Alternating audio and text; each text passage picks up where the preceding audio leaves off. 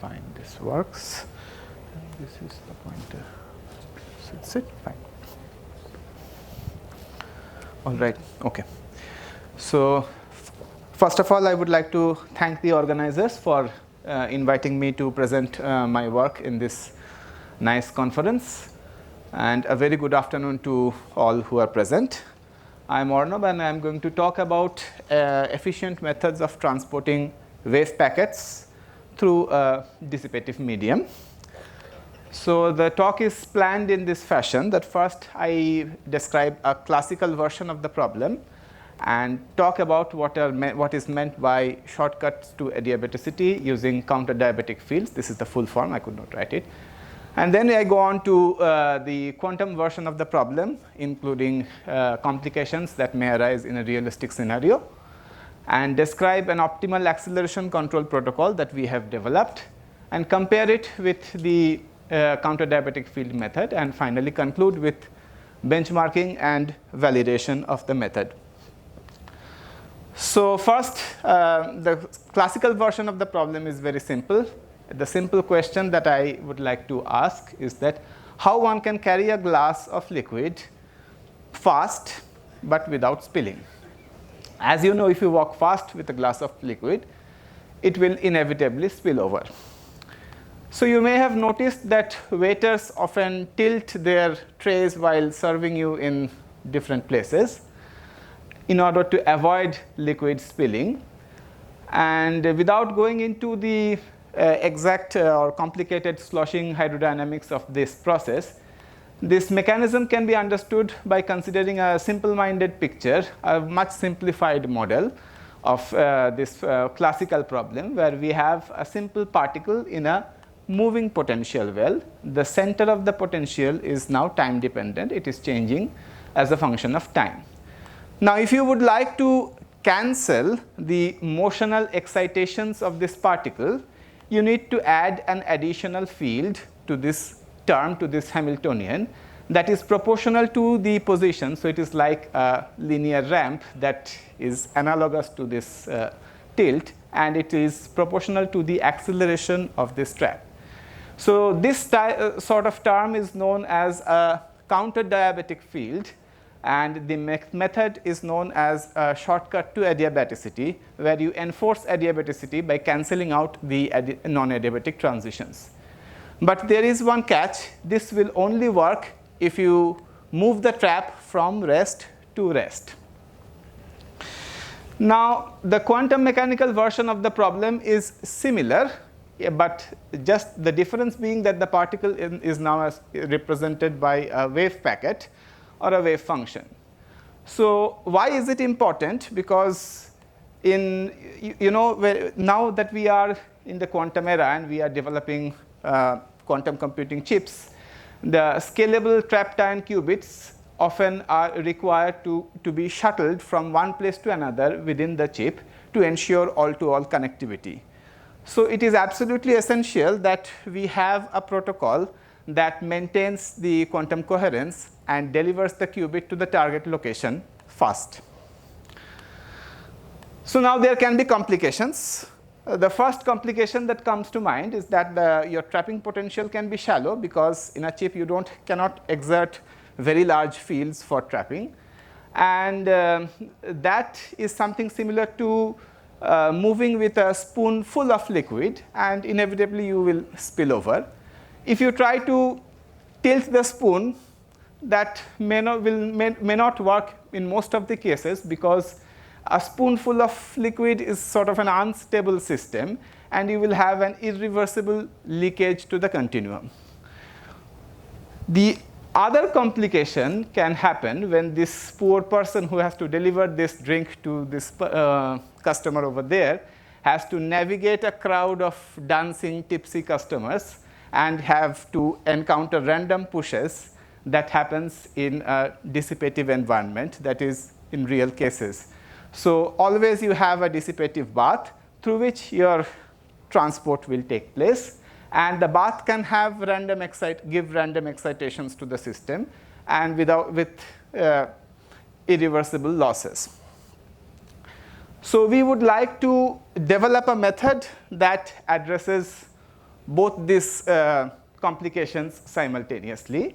And for that, I consider a simple version of this problem. So our model involves a particle in a moving, quantum mechanical particle in a moving trapped potential as before, but now the potential is designed in order to simplify things in such a way that it is of the form of a Friedrichs model that has a single bound state at any instant given labeled by n and a continuum of states labeled by epsilon. The bath or the medium is, we assume, a general bosonic bath, and the interaction is assumed to be of the form of a Frolic coupling that mimics interaction of electrons moving in lattice fields. So your total Hamiltonian becomes time dependent, with the time dependency coming from the system part through this trap motion, and there is a bath and the system bath interaction Hamiltonian. Now we have a trilemma in this problem. Why? So if I move very slowly with adiabatic speeds, then the bath will take over and it will inevitably cause transitions or leakage to the continuum. If I would like to avoid the bath and run very fast, then non-adiabaticity will also cause transitions to the continuum, and that is also irreversible. And if I would like to tilt, since the system is unstable for a shallow trapping potential, it may be disastrous. So the question that we would like to address is that, is there an optimal method to transfer this wave packet that can circumvent both these effects at the same time? So how to find that optimal method? So we start with the particle in the initial bound state and with no bath excitations, and at any future time we can expand the many-body wave function in the instantaneous Fock product basis, where the basis states are of two classes. One, where the particle which corresponds to the particle being in the instantaneous bound state labeled by this blue color, and the other where the particle is instantaneously in the unbound states, in any of the unbound states labeled by this orange color. So, and the omegas are the eigenfrequencies. So our goal is to maximize, in order to find the optimal method, we would like to maximize the survival probability at the instantaneous bound state of the particle with no bath excitation as before, which is known as a Loschmidt echo. So the Schrodinger equation for this many-body wave function gives rise to an equation for the probability amplitudes for the various eigenstates in this fashion, the differential equation for the probability amplitudes. So which has, if you can see, again two contributions, one coming from non-adiabaticity and the other coming from bath-induced effects. So we follow the standard treatment of Wigner-Weisskopf atom and first integrate out the unbound sector of the probability amplitudes and project everything to the bound sector. And within the bound sector, we do again the same process and integrate out and project everything to the desired state that will give us the Loschmidt echo. So if our perturbations are suitably weak, we can retain only the lowest order self-energy diagrams that involves transitions to and from to the continuum and back, mediated only by non-adiabaticity, as well as transitions to and from the bound state mediated by phonons, where there is a virtual exchange of a virtual phonon. One photon is emitted and it is absorbed back. So to give us the Loschmidt echo probability. So in cases where there is a real phonon exchange, so these diagrams will not contribute to the Loschmidt echo, and hence they do not appear in the final expression for the survival probability in this instantaneous bound state. So if we do that, so we find that the survival probability has an exponentially decaying profile where the exponent j is positive or non-negative, I would say, and it has this hideous kind of expression. But if you look carefully, it again reflects that there are two contributions, one coming from non-adiabaticity and the other from bath-induced transitions. Here gammas are the non-adiabatic transition matrix elements proportional to the trapped velocity, and deltas are your matrix elements due to bath-induced transitions, instantaneous matrix elements, I should say.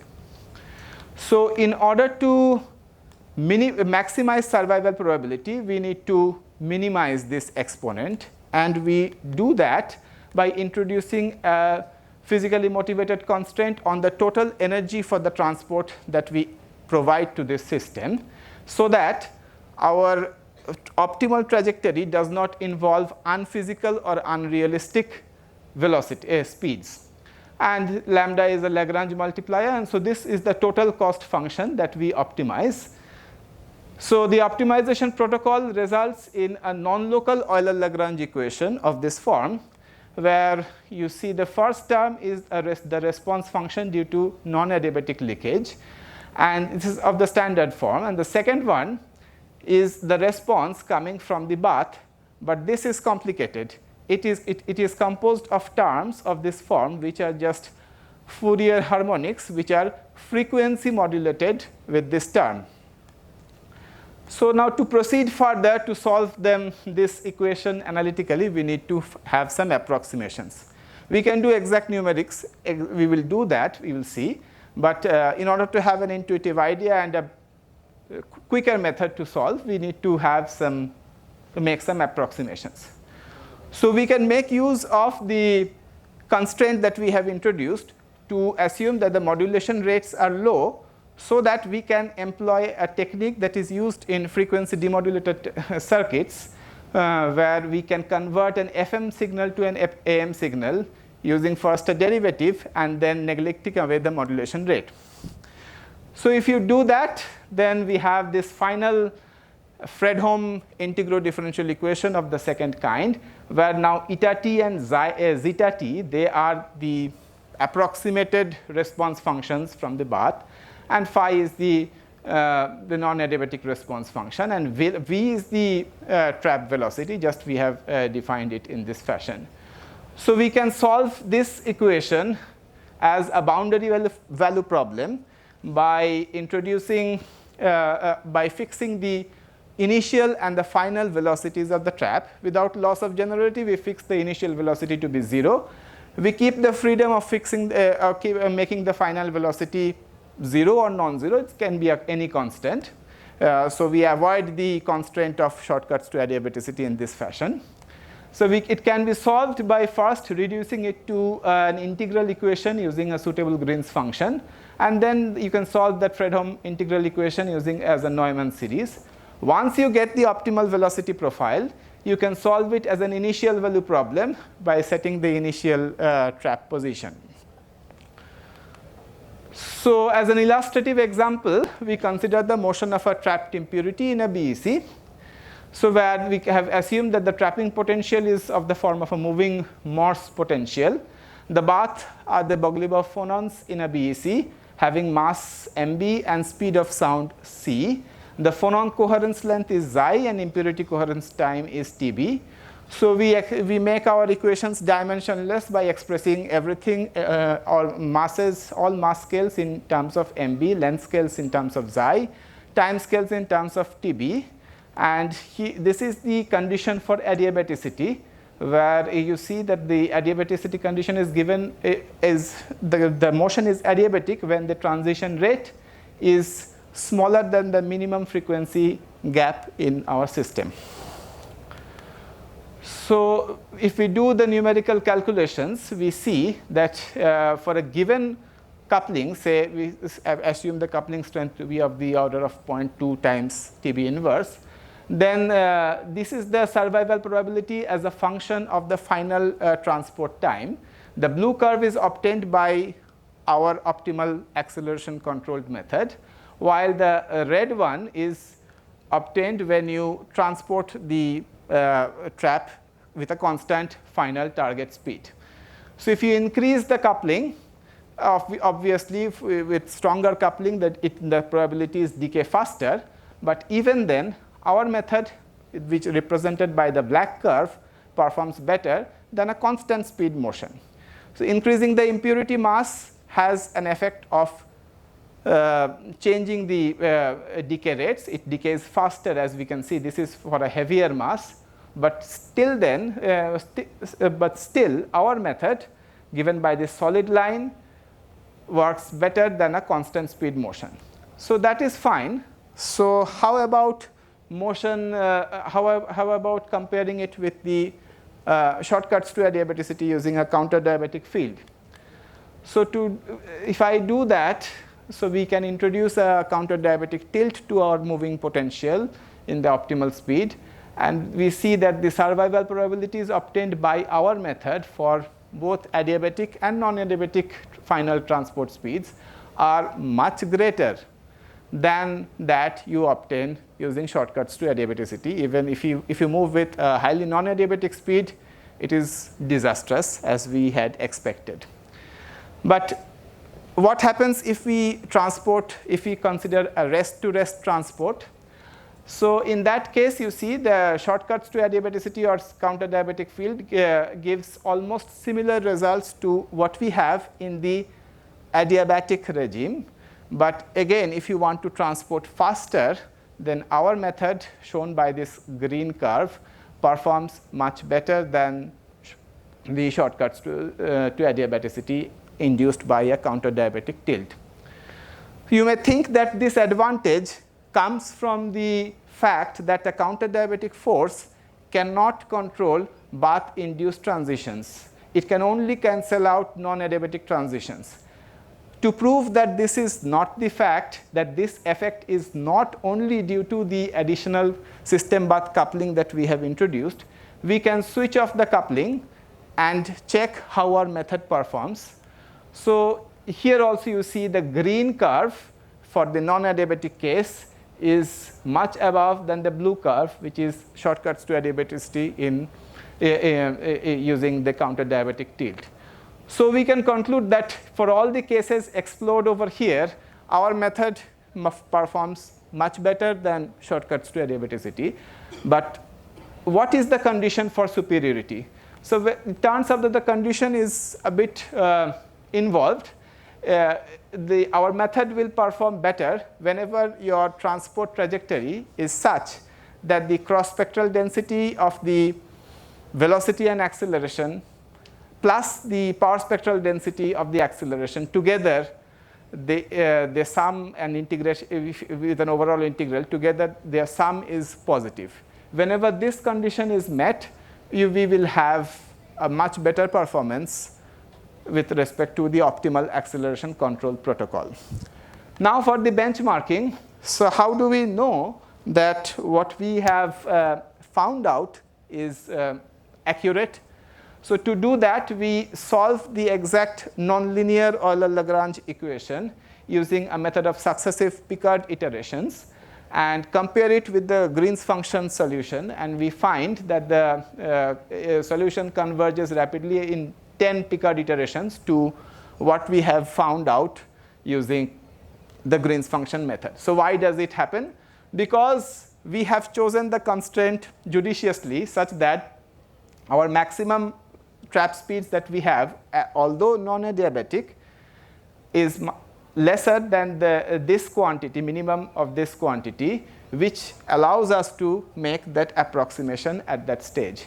If this condition is not required, then we have not met or not required, then we have to do it using the hard way, do a successive approximation iteration and get a solution, provided the solution exists. So in conclusion, we have described a realistic method for transporting wave packets through dissipative medium, where we have shown that non-adiabaticity serves as an additional leakage channel. We have seen that shortcuts to blindly using a counter-diabatic tilt to ensure shortcuts to adiabaticity may be disastrous, and it works only for rest-to-rest transport. And finally, and we have shown that optimal acceleration control can perform better in those cases. So time for acknowledgements. I would like to acknowledge Biswarup, who is my key collaborator in this project, and then Igor, Shi, and Gershon, my postdoc supervisor, and of course Mayank, who made those beautiful illustrations for this work, and Weizmann Institute of Science, where major part of this project was done, and also Rajiv Gandhi University, where I'm currently working. So thank you very much for your attention. Thank you, Arnav, for this very nice talk. Questions?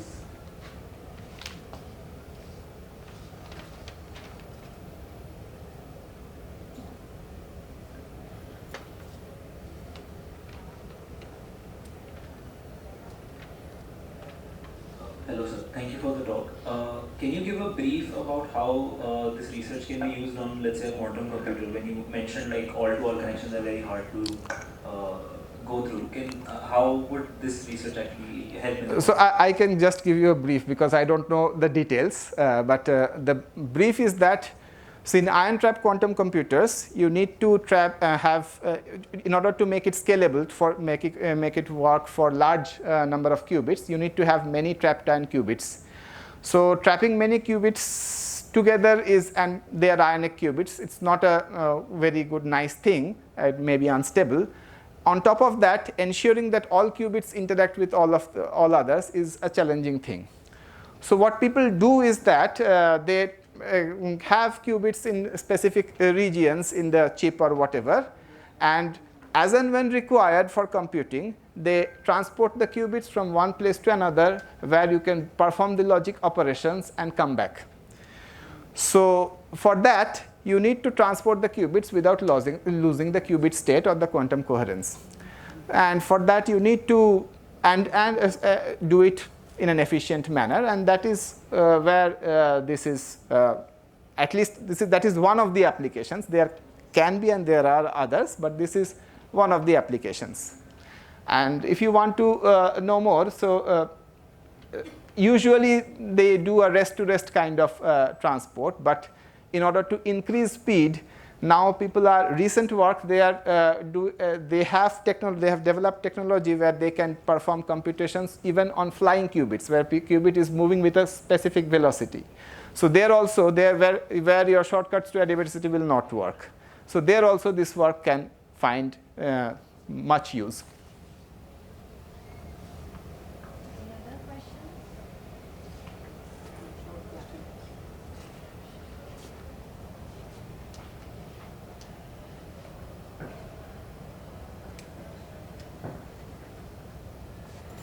In the context of ion traps, I heard about Kapitsa pendulum, an inverted pendulum, like holding a stick. So is there any connection to what you Sure. Inverted pendulum is an unstable system. This is an unstable quantum wave packet that I have considered.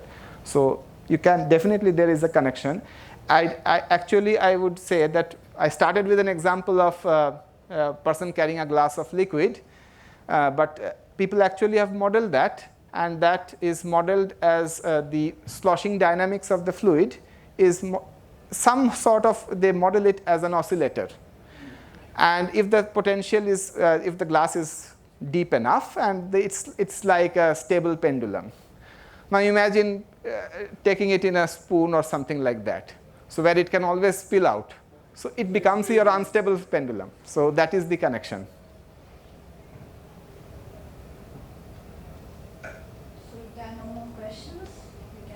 Speaker. So Now we move on to the set of talks by younger colleagues. The first talk is by Vaishnavi Sekar.